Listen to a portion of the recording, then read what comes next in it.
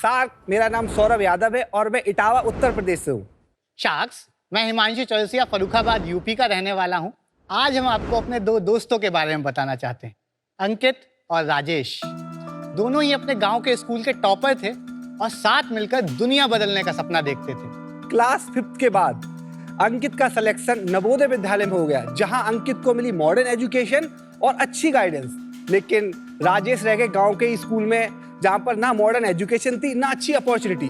आज कई सालों बाद अंकित IPS अंकित राजपूत हैं और राजेश गांव की पास में ही एक दुकान पे काम करते हैं। शाख्स, प्रॉब्लम यहाँ इंटेलेक्ट या जुनून की नहीं थी, प्रॉब्लम थी राजेश जैसे 14 करोड़ से ज्यादा बच्चे जो आज भी गांव के स्कूलों में पढ़ते हैं, उनको एक बराबरी का मौका देने की। नेशनल एजुकेशन पॉलिसी 2020 कहता है कि हमारे स्कूल्स में train teachers, imperative lesson plans और मॉडर्न असाइनमेंट होने चाहिए, पर 10 में से 6 स्कूल्स में आज भी सही से इंटरनेट नहीं पहुंच पाया। तो आप ही बताइए कैसे होगा इन बच्चों का होलिस्टिक डेवलपमेंट? अब होगा कोग्रेड से। कोग्रेड एक सोशल स्टार्टअप है जो कि गांव में रहने वाले स्टूडेंट्स और टीचर्स को अफोर्डेबल क्वालिटी एजुकेशन और ट्रेनिंग प्रोवाइड करता है।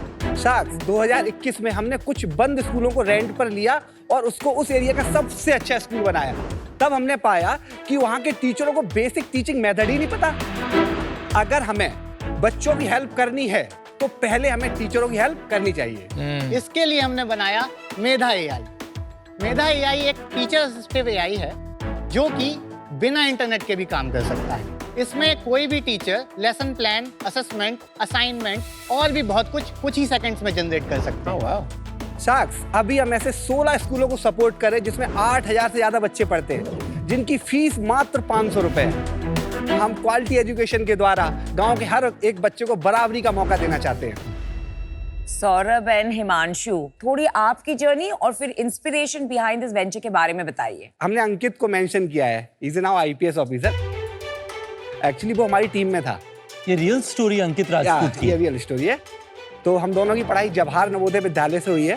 गांव से ही हम दोनों लोग गांव से ही आते थे। कितना बड़ा था गांव? सर, हमारे गांव में जो बोटिंग थी वो 750 लोगों की थी। अरे वाह। और ये जो नवोदय विद्यालय का सिस्टम है, ये एक इनक्रेडिबल फॉर्मेट बनाया है देश भर में, जहाँ पे बच्चों को बहुत अच्छी अपॉर्चुनिटीज मिलती हैं छोटे गाँव से। तो कांग्रेचुलेशंस, आपने भी उससे बेनिफिट किया। Thank you. हम लोग अलग अलग नवोदय से हैं, तो हम लोग एक कॉमन ट्रिप ऋषिकेश पे मिले थे, जिसमें अंकित हमारा कॉमन फ्रेंड था। तो हिमांशु NIT इलाहाबाद में पढ़ता था, तो उसके कॉलेज में बहुत सारे क्लब्स होते हैं, जैसे आपका aero modelling club, robotics club. तो हिमांशु जाता था, देखता था यार ये सारी चीज़ें हो रही हैं और हमें नहीं पता है। तो हिमांशु सोचा कि हम इसको ना अपने एरिया में करेंगे। तो हम लोगों ने ऐसे कैंप्स लगाना स्टार्ट किए। उसके बाद कोविड आ गया, फिर वो पूरा फिजिकल मॉडल कोलैप्स हो गया। बट हम कई सारे स्कूल्स के साथ जुड़ चुके थे, तो हमने उनको डिजिटल सर्विसेज प्रोवाइड करी, LMS बना करके, जो कि लो इंटरनेट पे चल सकता था। 2021 में जब कोविड का लॉकडाउन खुला और हम लोग थोड़ा गाँव की तरफ ट्रिप करने गए, तो हमने जनरली देखा कि जो गाँव में बच्चे हैं वो, आप इंग्लिश छोड़िए, वो हिंदी नहीं पढ़ पा रहे। तो वहाँ के लोगों ने बोला कि क्या आप इनकी एजुकेशन के लिए कुछ कर सकते हैं। तभी टाइम्स ऑफ इंडिया ने एक रिपोर्ट रिलीज करी कि इंडिया में ऐसे 20,000 स्कूल है जो बंद हो गए। हमने ऐसे ही एक स्कूल लेकर के उसे रेंट किया। उसमें उस वक्त केवल 27 बच्चे बचे थे। विद इन अ मंथ हमने 227 बच्चे कर दिए थे वहाँ पे टोटल। और आप कॉलेज में ही पढ़ाई कर रहे थे जब आपने काम चालू कर दिया? किस में निकल गए? में पास आउट हो गए। तो can you explain the process कि आप क्या एग्जैक्टली बेचते हैं, किसको बेचते हैं, क्या उसमें गवर्नमेंट इन्वॉल्वमेंट है, और अगर है तो उसको कैसे एड्रेस करते हैं? हम लोग गांव में सबसे सस्ते स्कूल खोलते हैं। तो आप एग्जिस्टिंग स्कूल को लेते हैं कि नहीं खोलते हैं? हम लोग जो बंद स्कूल हैं उनको रेंट पर लेते हैं। ओके। और उनको 500 रुपए में उस एरिया का सबसे अच्छा स्कूल बनाते हैं। 500 रुपया पर student per month? Per month, right. और स्कूल का ब्रांड नेम है कोग्रेड? कोग्रेड। ये ओरिजिनली गवर्नमेंट स्कूल होते हैं? नहीं सर, ये सारे प्राइवेट स्कूल हैं। तो प्राइवेट प्रॉपर्टी नहीं है अभी? सपोज करिए आप जिस गांव से आते हैं, आपने बहुत अच्छा किया अपनी जिंदगी में, आप अपने गांव के लिए कुछ करना चाहते हैं, तो ज्यादातर लोग क्या करते हैं, स्कूल खोलते हैं। राइट। बट वो स्कूल चलाने में एक्सपर्ट नहीं है, तो 3 साल 4 साल चलने के बाद ऐसे स्कूल्स बंद हो जाते हैं। तो और इसका ये बोर्ड कौन सा है एजुकेशन का? स्टेट बोर्ड्स रहते हैं एक्चुअली। तो आप ये सारे स्टेट का करिकुलम आपने मैप कर रखा है? अभी सर हम लोग उत्तर प्रदेश में कर रहे अच्छा। हैं, but major curriculum is around NCERT सारे बोर्ड्स का।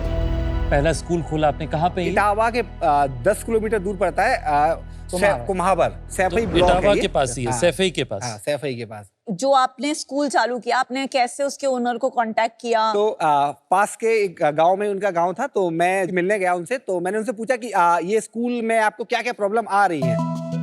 तो उन्होंने बताया कि मतलब उन्होंने जनरली अपनी लोकल भाषा में बच्चे नहीं आ रहे हैं, और एकदम जनरली कि मैं बहुत कोशिश कर रहा हूँ बट नहीं हो पा रहा है, और मेरे घर पे कोई है नहीं चलाने वाला। तो मैंने बोला कि कैन आई सपोर्ट। तो उन्होंने कैसे करोगे, कि हम पे पैसा नहीं, हम पैसा नहीं, क्योंकि वो ऑलरेडी क्या होता है ना, गाँव का जो पैसा कमा रहा है ना, वो आपका 1 रुपया भी उसके लिए बहुत बड़ी वैल्यू क्रिएट करता है, क्योंकि उसने वो जीरो से उठा हुआ है। फिर हमने बोला कि हम लोग इसको मैनेज कर देंगे, आप हमें बिल्डिंग बता दो कितने में रेंट पे दोगे।